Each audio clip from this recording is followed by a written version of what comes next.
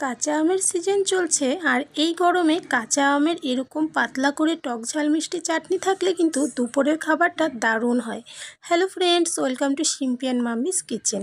আজকে আমি তোমাদের সঙ্গে কাঁচা আমের টক ঝাল মিষ্টি চাটনি রেসিপি শেয়ার করব।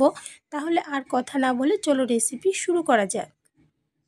কাঁচা আমের চাটনি বানাবো, তার জন্য সবার প্রথমে কিন্তু কাঁচা আম লাগবে। তো এখানে আমি দুটো কাঁচা আম নিয়েছি।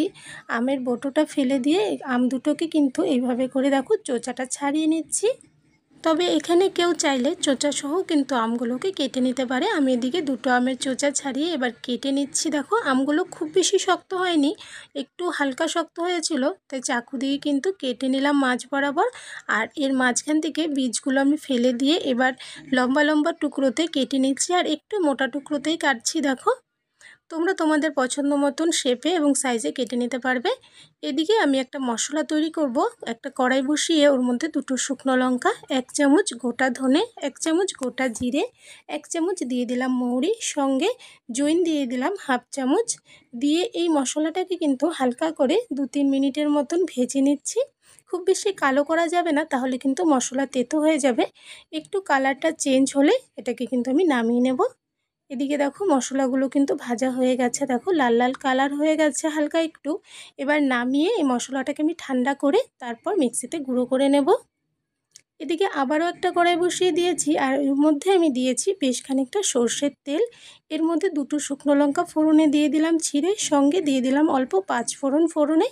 দিয়ে একটু ভেজে নিয়ে এর মধ্যে কেটে রাখা আমগুলো দিয়ে দিলাম, এবং সঙ্গে 3টা দিয়েছি চেরা কাঁচা লঙ্কা। এবার এর মধ্যে পরিমাণ মতো লবণ দিয়ে দিলাম, সঙ্গে আমি দিয়ে দিচ্ছি অল্প হলুদ গুঁড়ো। কালারটা বেশ ভালো আসে এতে করে। এবার ভালো করে নেড়ে চেড়ে আমগুলোকে কিন্তু হালকা একটু ভেজে নেব। আর প্রথমবার নেড়ে চেড়ে আমি কিন্তু ঢেকে দেব, তাতে করে আমগুলো কিন্তু বেশ একটু নরম হয়ে যাবে। এদিকে 2 মিনিট পর আমি ঢাকনাটা খুলে নিয়েছি। খুলে আমগুলোকে আবারও নেড়ে চেড়ে ভেজে নিচ্ছি। আর খুব বেশি কিন্তু ঢাকনা দেওয়া যাবে না, সেক্ষেত্রে আমগুলো বেশি নরম হয়ে যাবে, আর বেশি নরম হলে কিন্তু চাটনিটা খেতে ভালো লাগবে না। এদিকে দেখো আমগুলোকে একটু ভেজে নিয়ে ওর মধ্যে আমি 1 কাপ দিয়ে দিয়েছি চিনি। তবে চিনিটা তোমরা যে যতটা মিষ্টি খেতে পছন্দ করবে সেই অনুযায়ী কিন্তু দেবে।